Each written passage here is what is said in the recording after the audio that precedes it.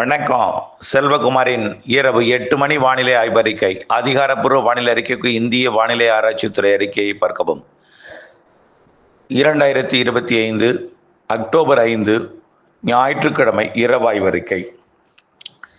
இன்றைக்கு மதியமே மழை பொழிவு தொடங்கும் என்று அறிவிக்கப்பட்ட நிலையில மதியமே தொடங்கியது மழை. அறுவடை விவசாயிகளுக்கும் உலர்த்தும் விவசாயிகளுக்கும் முன்னெச்சரிக்கை வழங்கப்பட்ட நிலையில உலர்த்தும் விவசாயிகள் எச்சரிக்கையானதன் அடிப்படையில் தானியங்கள் பாதுகாக்கப்பட்டது. அறுவடை விவசாயிகளும் தானியங்களை பாதுகாத்து கொண்டார்கள். வானிலை அறிக்கை கேட்காதவர்கள் நினைத்து விட்டார்கள். இன்றைய மழைப்பொழிவு கன்னியாகுமரியில் தொடங்கி தற்பொழுது புதுச்சேரிக்கு சுற்றுவட்டாரம் விழுப்புரம் மற்றும் கள்ளக்குறிச்சி, கடலூர் மாவட்டங்கள்லையும் அதனை ஒட்டி உள்ள உள்பகுதிகளிலையும் பொழிந்து வருகிறது.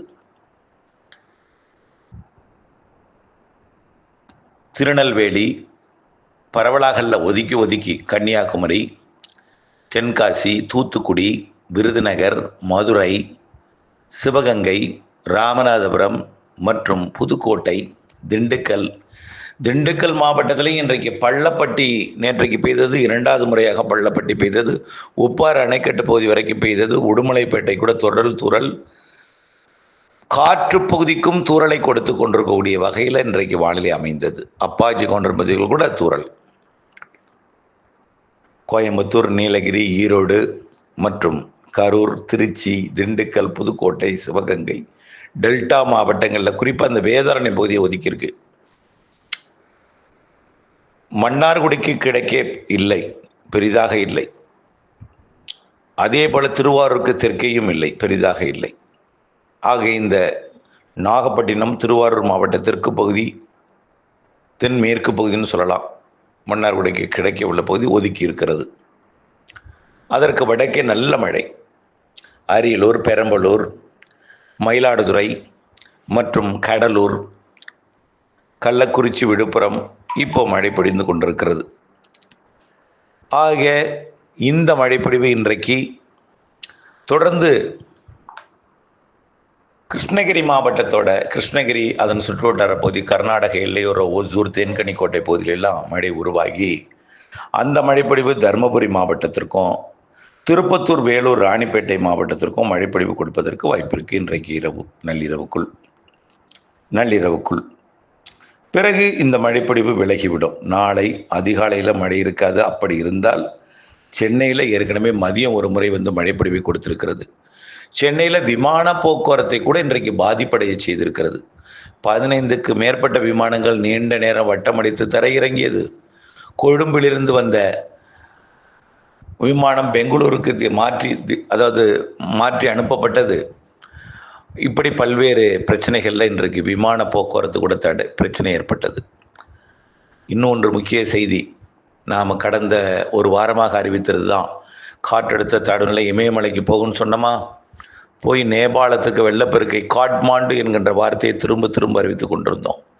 காட்மாண்டில் 50 பேர் பலி. காட்மாண்டு வெள்ளத்தில் மூழ்கி இருக்கிறது.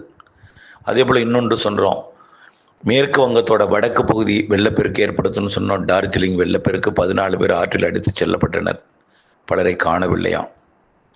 அதே போல் பீகார் உள்ளிட்ட பகுதிகளில் எல்லாம் மழைப்பொழிவு தொடர்ந்து கொண்டிருக்கு என்று ஏற்கனவே தொடரும், பெய்யும் என்று சொன்னோம், பெய்து கொண்டிருக்கிறது. அதே போல் சீனாவை புயல் தாக்க தொடங்கி இருக்கிறது இப்பொழுதைக்கு. இவையெல்லாம் நம்ம அறிக்கையில் முன்பே அறிவிக்கப்பட்டது தான், இப்போது செய்தி ஊடகங்களில் வந்து கொண்டிருக்கிறது. அதே போல் ஒன்று காஷ்மீருக்கு மேற்கத்திய இடையூறு பனிப்பொழிவை ஏற்படுத்தும். அதனால் மேற்கத்திய இடையூறு மழைப்பொழிவையும் ஏற்படுத்தும் என்று சொன்னோம். இப்போ அதிகாரப்பூர்வமாக வானிலை மையம் கூட இன்றைய பனிப்பொழிவை முதல் தொடக்க பனிப்பொழிவாகவும் மழைப்பொழிவையாகவும் அறிவித்திருக்கிறது. குளிர்கால பனிப்பொழிவு தொடக்கம் என்று. ஆக இந்த நிலையில் இன்றைய மழைப்பொழிவு நள்ளிரவுக்கு பிறகு சற்று விலகினாலும் கடலோரத்தில் லேசான ஒரு மேகமூட்டத்தை கொடுத்து கொண்டு விலகிவிடும். நாளை அதிகாலையில் பெரிதாக மழை இருக்காது. மீண்டும் நாளை மதியத்திற்கு மாலையில் கடலோர மாவட்டங்களுக்கு மட்டும் நாளை மழை எதிர்பார்க்கப்படுகிறது. பெரிய மழை இல்லை, லேசான மழை. சென்னை, கடலோர மாவட்டங்களுக்கும் அதற்கு உள்ளே இருக்கக்கூடிய பகுதியும் பெரிதாக மழை இல்லை. அறுவடை விவசாயிகள் அறுவடை செய்யலாம். ஆனால் மாலை கடலோர மாவட்டங்களில் லேசான மழை வரும் என்பதை முன்னெச்சரிக்கையுடன் உலர்த்துவர்களும் அறுவடை செய்பவர்களும் முன்னெச்சரிக்கை மேற்கொள்ள வேண்டும். மாலை 5 மணிக்கு 6 மணிக்கு வரும் இந்த மழைப்பொழிவு கடலோர மாவட்டங்களுக்கு. அதற்கு பிறகு பெரிதாக மழை இருக்காது. நல்லா புரிஞ்சுக்கங்க. அடுத்த மழை வரப்போது 8ஆம் தேதியிலேருந்து கனமழை பொழிவு வரப்போது. அதை அறிவிக்க தான் இது சொல்லிக்கொண்டே இருக்கிறேன். 7ஆம் தேதி இப்படித்தான் கடலோர மாவட்டங்களுக்கு மழை இருக்கும். அது சற்று உள்ளேயும் போய் மழைப்பொழிவை கொடுக்கும். காற்று பகுதிக்கும் மழைப்பொழிவை கொடுக்கலாம் 7ஆம் தேதி. 7ஆம் தேதியே மழை தொடக்கம்னு வச்சுங்க. 7ஆம் தேதியே அடுத்த சுற்றின் மழைப்பொழிவு தொடக்கம்னு வச்சுங்க. அப்போ 6ஆம் தேதி ஒரு நாள் தான் உங்களுக்கு இடைவெளி. 7ஆம் தேதி மழை குறுக்கீடு இருக்கும். மதியமே மழை குறுக்கீடு இருக்கும். கண்டிப்பாக மாலை மழை குறுக்கீடு உறுதி. 7ஆம் தேதி அனைத்து மாவட்டங்களுக்கும் மழை இருக்குது. குறைவான மழையாக இருந்தாலும் 7ஆம் தேதி மழை இருக்குது. 8ஆம் தேதி அதிகாலை கடலோர மாவட்டங்களுக்கு மழை இருக்கும். 7ஆம் தேதி ஒரு முறை கடலோரத்துக்கு இருக்கும். 8ஆம் தேதி அதிகாலையும் கடலோரத்துக்கு இருக்கும் மழை. சரி, 8ஆம் தேதி அதிகாலைக்கு பிறகு வடகிழக்கு பருவமழை பெய்யும் வரைக்கும், வடகிழக்கு பருவமழை தொடங்கும் வரைக்கும் தினசரி காற்று சுழற்சி மழை. அடுத்தடுத்த காற்று சுழற்சிகள் வங்கக்கடலோரம் உருவாகி வளிமண்டலம் வழியாக அரபிக்கடலுக்கு பயணிக்கும். குறைந்தபட்சம் 2 காற்று சுழற்சி மிக மெல்ல நகரும் காற்று சுழற்சியாக அமையும். இலங்கைக்கும் மழைப்பொழிவை கொடுக்க போகுது. 8ஆம் தேதி புதன்கிழமை மதியமே தொடங்கும் மழை.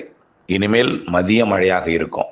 கன்னியாகுமரி, தூத்துக்குடி உட்பட திருநெல்வேலி, தென்காசி, விருதுநகர், ராமநாதபுரம், மதுரை, தேனியெல்லாம் நல்ல மழை. நேற்றைக்கே நம்ம அறிவித்திருந்தோம் அதை. தேனி, திண்டுக்கல், சிவகங்கை, புதுக்கோட்டை, டெல்டா மாவட்டங்கள், தஞ்சாவூர், திருவாரூர், நாகப்பட்டினம், காரைக்கால், மயிலாடுதுறை மற்றும் அனைத்து வடகடலோரம் வடவுள் மாவட்டங்கள், கோயம்புத்தூர், திருப்பூர், ஈரோடு, கரூர், நீலகிரி, கிருஷ்ணகிரி, தருமபுரி எல்லாமே மழை.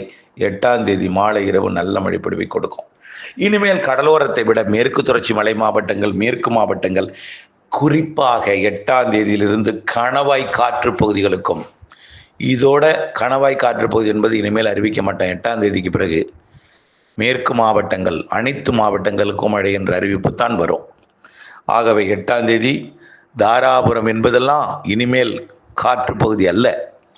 தாராபுரம், குண்டடம், பல்லடம், காங்கேயம், வெள்ளக்கோயில், பொங்கலூர், உடுமலைப்பேட்டை, பெரியப்பட்டி, பெதப்பம்பட்டி, கொங்கல் நகரம், தொட்டம்பட்டி, கணபதிபாளையம், வெள்ளியம்பாளையம், ஆறுவேலூர், முக்கோணம், இன்னும் பார்த்தீங்கன்னா அரசூர், சூலூர், கோயம்புத்தூர் எல்லாமே அதே போல் காமநாயக்கம்பாளையம், செஞ்சேரிமலை மற்றும் எல்லா இடங்களுக்குமே, காட்டம்பட்டி, தாசநாயக்கம்பாளையம், இனிமேல் எந்த இடமும் மழை இல்லாத பகுதியாக 8ஆம் தேதியிலிருந்து அமையாது. இனிமேல் மழைப்பொழிவை மேற்கு மாவட்டங்களுக்கு தான் நிறைய மழைப்பொழிவை கொடுக்கும். கடலோரத்துக்கும் உண்டு. மேற்கு ஒதுக்கி இருந்த பகுதிகளுக்கெல்லாம் அதே போல் ரெட்டியார் சத்திரம், அதே போல் திண்டுக்கல் மாவட்டத்தின் பல்வேறு பகுதிகள், பழனி, கரூர் மாவட்டத்தின் பல்வேறு மழை பெய்யாத பகுதிகள், தூத்துக்குடி மாவட்ட பகுதிகள் எல்லாமே மழைப்பொழிவை கொடுக்க போகிறது 8ஆம் தேதியிலிருந்து. 8 அந்த மழைப்பொழிவு அப்படியே கர்நாடக பகுதிக்கும் கொடுக்கும், ஆந்திர பகுதிக்கும் கொடுக்கும், வடகடலோரத்துக்கும் கொடுக்கும். நள்ளிரவுக்கு பிறகு மீண்டும் 9ஆம் தேதி மழை தாங்க. எந்த நாளும் மழை இல்லை என்று சொல்வதற்கு இல்லை. 8ஆம் தேதியிலிருந்து மழை தான். தொடர்ந்து 12ஆம் தேதிக்கு மேலே மழை மேலும் தீவிரமடையும். கேரளாவிற்கும், கர்நாடகாவிற்கும், ஆந்திர பிரதேசத்திற்கும், தமிழ்நாட்டிற்கும் 14ஆம் தேதியிலிருந்து மழை எந்த நேரமும் பெய்யும் அளவிற்கு ஒரே நாள் முழுவதும் குழப்பமாகவே இருக்கும். 17ஆம் தேதியெல்லாம் வடகிழக்கு பருவமழை தொடங்கியது போன்றவே வானிலை அமையும். ஆக இதுவரைக்கும் இன்றைக்கு ஒதுக்கிவிட்டதே சரியாக பெய்யவில்லையே. குறிப்பாக வேதாரண்யம் பகுதிக்கு நாளை மறுநாள் இருக்கு. ஆனால் அது ஒதுக்கினால் 7ஆம் தேதி வாய்ப்பு கூடுதல், 8ஆம் தேதி உறுதி. ஆக மழை பெய்யவில்லையே, பொய்த்து கொண்டே இருக்கிறதே, விதைப்புக்கு இன்னும் நீர் கிடைக்கவில்லையே, விதைப்பு முளைக்கவில்லையே, இதெல்லாம் நிறைய சந்தேகங்கள் இருக்கிறது. உண்மைதான், கஷ்டம்தான். இயற்கை கிழக்கு காற்று வருகை காரணமாக தான் டெல்டாவின் வழியாக நுழையக்கூடிய கிழக்கு காற்று, ராமநாதபுரம் வழியாக நுழையக்கூடிய கிழக்கு காற்று தான் மேற்கிலிருந்து வரக்கூடிய வெப்பத்தால் லேசான மழை நீராவியை குளிர்வித்து மழைப்பொழிவை ஏற்படுத்துகிறது. அதனால் கிழக்கு காற்று கூடுதலாக இருக்கிற காரணத்தினாலே, தெற்கு காற்று கூடுதலாக இருக்கிற காரணத்தினால ஒதுக்கி இருக்கிறது. மன்னார்குடிக்கெல்லாம் மழை பெய்து, திருவாரூருக்கு வடக்கே மழை பெய்து, இந்த டெல்டாவின் தென்கிழக்கு பகுதியை ஒதுக்கி இருப்பது வருத்தம் தான். இருந்தாலும் நாளை மறுநாள் எதிர்பாருங்கள். 7ஆம் தேதி உறுதியாக எதிர்பாருங்கள். 8ஆம் தேதி 100% உறுதியாக எதிர்பாருங்கள். ஆகவே மழைப்பொழிவு அதற்கு பிறகு இருந்து கொண்டே இருக்கும் என்பதை தெரியப்படுத்த விரும்புகிறேன். அனைத்து மாவட்டங்களுக்கும் 8ஆம் தேதி வந்துவிட்டால் மழை இல்லை என்ற பிரச்சனை தீர்ந்துவிடும். 10ஆம் தேதிக்கு மேல் 100% தீர்ந்துவிடும். 12ஆம் தேதிக்கு மேல் நல்ல ஒரு மழைப்பொழிவை கொடுக்க தொடங்கிடும். வடகிழக்கு பருவமழை அக்டோபர் 18 தொடங்குகிறது. அதற்கு முன்பே தென்மேற்கு பருவமழை இறுதி கட்டத்தில் தீவிர மழைப்பொழிவை, இடிமின்னலுடன் கூடிய மழைப்பொழிவை கொடுக்கும் என்பதில் மாற்றமில்லை. தொடர்ந்து நீங்கள் அப்டேட்ஸுடன் இணைந்திருக்கணும். 6-7 மழை இடைவெளின்னு சொல்லியிருந்தேன். 6-7 கடலோரம் மழை ஒன்று சொல்லியிருக்கிறேன் இப்போது. ஆனால் 7ஆம் தேதி மழை இருக்குன்னு சொல்லியிருக்கேன் இப்போது. இதனால தான் நம்ம அப்டேட்ஸோட இணைந்திருக்க சொல்வது. வானிலை மாறுதல் அறிந்து, துல்லியம் அறிந்து, திட்டமிட்ட வேளாண்மை செய்து லாபம் அடைந்திட அன்போடு கேட்டுக்கொள்கிறேன். நன்றி.